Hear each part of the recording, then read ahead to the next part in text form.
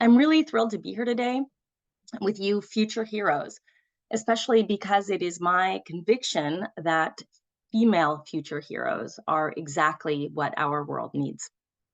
Um, I wanted to just thank you so much for the introduction to me. My name is Courtney. I'm originally from California. I have lived abroad for the past 26 years in Austria, the Czech Republic, India, and France. And as our fantastic moderator already said, I'm one of the co-founders of Girls Gearing Up International Leadership Academy based in Berlin. And I would like to share my screen now with you to show you these are some of my heroes. This is the 2023 Girls Gearing Up International Leadership Academy cohort in Germany. We also had cohorts in Malawi and Berlin. This is the Germany girls. These are 37 powerful teen girls representing 15 countries who came together in July. And they're my heroes because, really similarly to what you're doing here at Future Heroes, they challenge themselves to step outside of their comfort zones, to grow as leaders, and to begin forging an international community of change makers. And to my mind, change is really something that our world needs today. Sorry about the light there. When you look around the world, from the climate crisis to energy issues, to increasing political divisions and violent conflict, it can be really overwhelming, and it can start to feel hard to address all of these issues.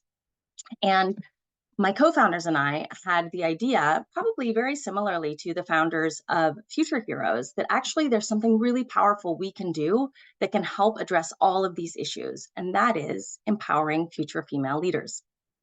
Now, why do I feel that this is the right thing to do? Here's the thing. It's 2024, and out of the 193 United Nations member countries, 26 of them currently have a woman head of state or head of government. Now, I know you have a woman prime minister in Latvia. That's fantastic.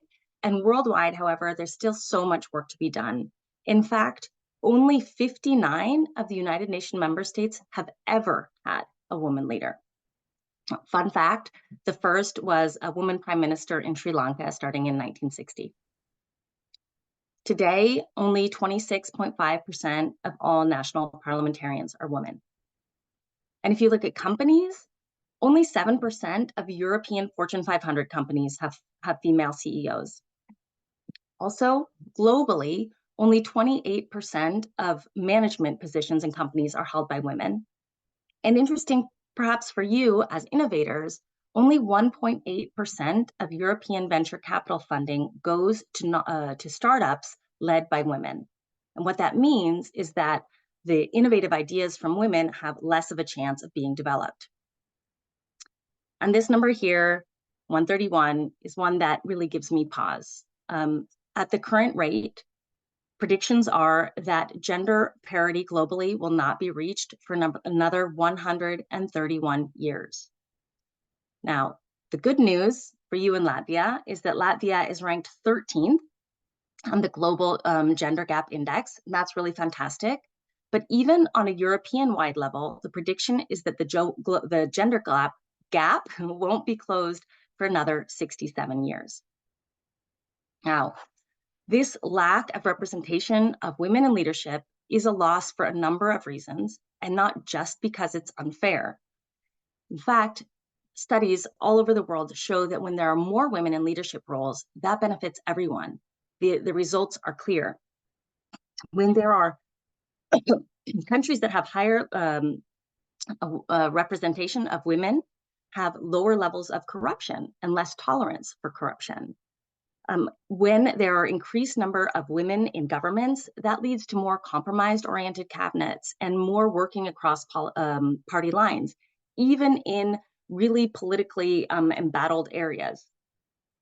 Also, women in government tend to champion gender equality issues, things like parental leave, childcare, pensions, and also gender equality laws. And all of these are issues that need to be addressed in order to decrease the time it will take to close the gender gap. Again, if we look at companies, Decades of studies show that in companies, women leaders help increase productivity, enhance collaboration, and improve fairness. And that is why my co-founders and I decided to launch Girls Gearing Up in 2015. We know that girls have the power to change the world. We know that by empowering girls to become the next generation of female leaders, it not only unlocks their own potential, your own potential, but it also unleashes new perspectives, new strategies, new solutions that our world needs. And we started in 2015 with a pilot cohort of 21 girls. And over the years, we've grown so that now we have in-person leadership academies in Germany, India, and Malawi. We have on year-round online workshops, and we have a 12-month mentoring program. And it has been a great joy and an honor for me over the years to watch these young women grow into leaders who will be sitting at decision-making tables around the world, like you will be, and who are already using their unique perspectives and approaches to make a difference in their homes and their schools and their communities. I have a quick book recommendation for you. Caroline Prado Perez wrote a book called Invisible Women. If you haven't read it, I recommend it. She also has a podcast. And in her book, she outlines the ways that today's policies and products are not representing or speaking to the needs of women and underserved groups. In the preface to the book, she says, when we are designing a world that is meant to work for everyone, we need women in the room. And I would expand that to say we need all underrepresented groups in the room. Is there a question? No? Okay. So if we can get equal representation in leadership positions in all aspects of life, that's when we'll be able to create communities and countries that reflect everyone and everyone's needs and that contribute positively to our planet and all of its people. And so that is why I think that empowering girls is one of the most important things that we can do today. Now, as participants at Future Heroes, I know that you're here because you want to make a difference in the world. And I already could hear from the things that you said in the warm-up that you have great plans to do so. You've already embarked on your leadership journeys. And I really congratulate you for the courage and the dedication it takes to be here. And I'm excited for all of you to go out into the world as leaders, whatever that means for you, in whatever way feels comfortable for you. And as a way of supporting you on that journey, I would like to share with you a couple of takeaways that I have learned from aspiring leaders like you over the past few years. And the first one is, you have something unique and special to share with the world. Whoever you are, your special combination of passion, skills, and approaches and ideas makes you uniquely suited to contribute in some way. And as a change maker, if you know what you're passionate about, you know what matters to you, and you find a way to shine your special light on those issues, you're already off to a really great start.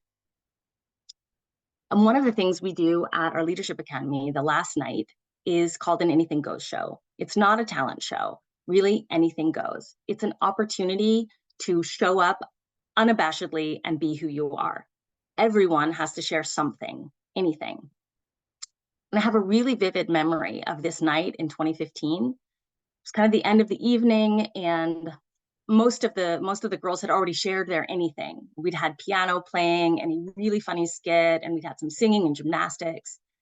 And finally, the last participant approached the stage, somewhat reluctantly at first.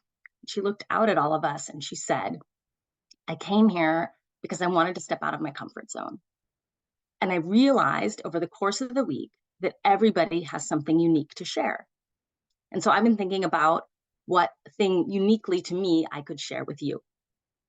And then she explained to us that she had in the past year learned the mathematical number pi to the 67th decimal point to the tune of Twinkle, Twinkle, Little Star. I don't know if you know that childhood song in Latvia. I mean, that is really unique. So then she began, kind of reluctantly, hesitantly at first, to sing to us the mathematical number of pi to the tune of Twinkle, Twinkle, Little Star. And I tell you, I don't think she had gotten to the 20th decimal point before everybody in the room was cheering and clapping, because there was a general recognition that this was her courage to show us and share her special something. And by the time she finished, the whole room stormed the stage. And it's one of my most beautiful memories, because I think this is really symbolic of the leadership journey, the change-making journey. It requires you to know that you have something special in the world, and to be willing and courageous enough to use that to make change on issues that matter to you. It requires you to own your song, to sing it.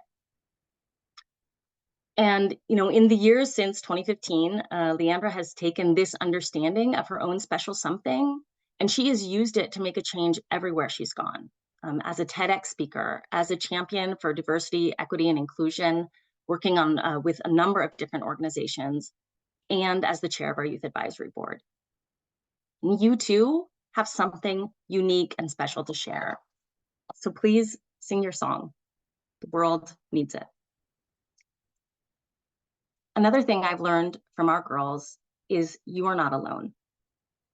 Sometimes it feels like we're alone with our worries or struggles, or sometimes our fears, but the truth is that there are people near and far who care about the issues that you care about, who share your values, who share your passions and your goals. And as you chart your path as change makers, you have the opportunity to build a network, a sisterhood of people to collaborate with, people to learn from and lean on, people who will celebrate your successes and who you can go to when you're facing challenges. And I know that you're already building your network at Future Heroes, and I think that's phenomenal. And I really encourage you, even after the program ends, to continue cultivating these relationships, and also to build new relationships with people of different backgrounds and different ages who can continue to support you. One of my greatest joys at Girls Gearing Up is watching our girls create a supportive international sisterhood that supports them, not only during the program, but then for years afterwards. And I'd like to share with you, there's two things that I've learned by watching them. And one is to really cultivate diversity in your network.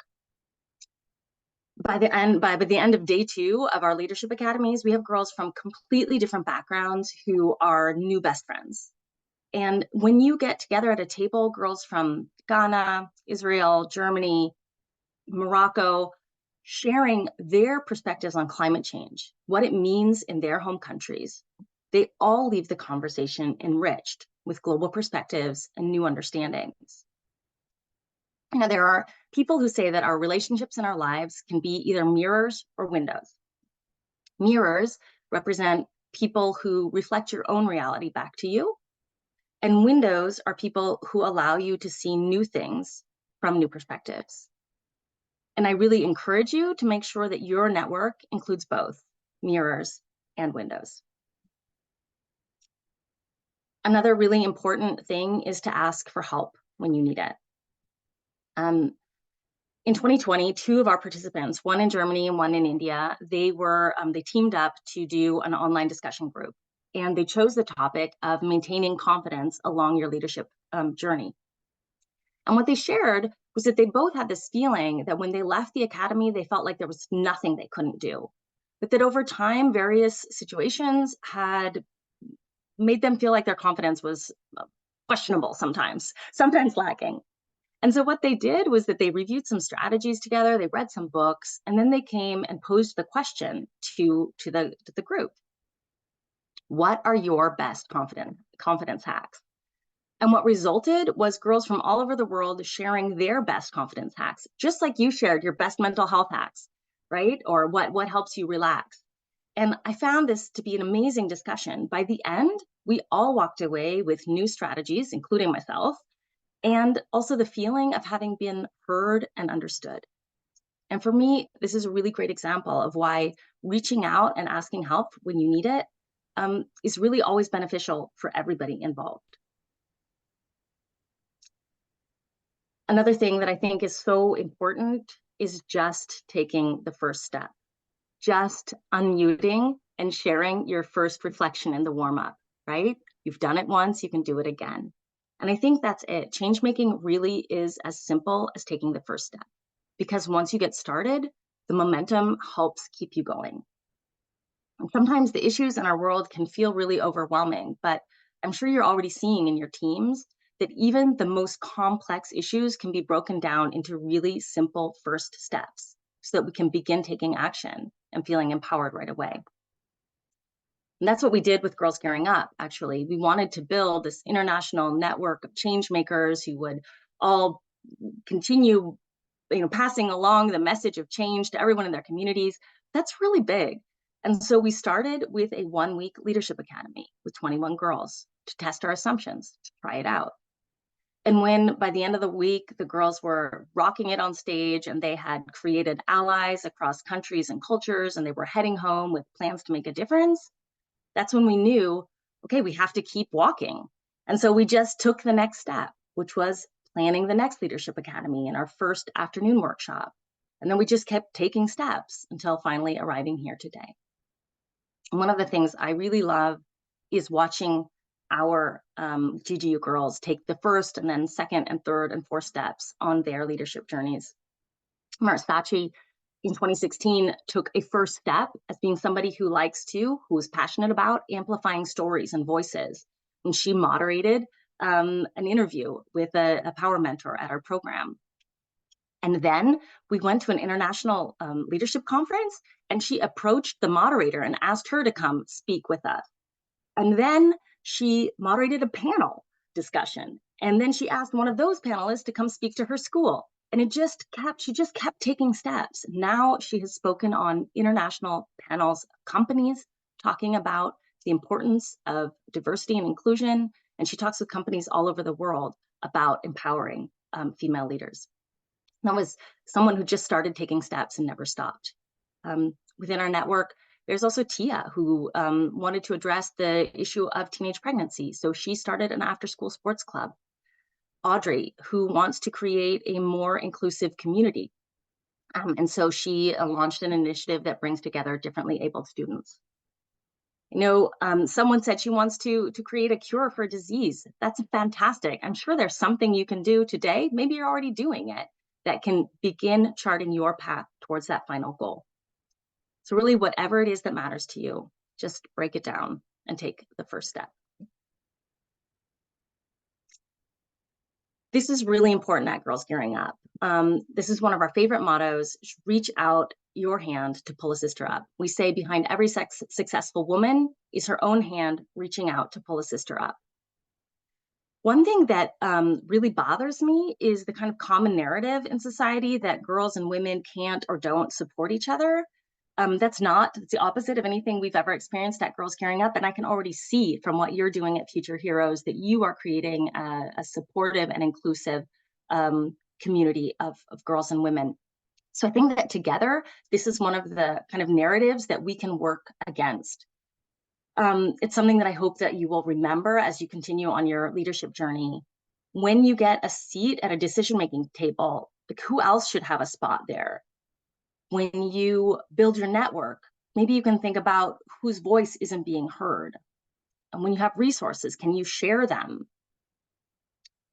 Who in your network could benefit from being connected with somebody else that you know?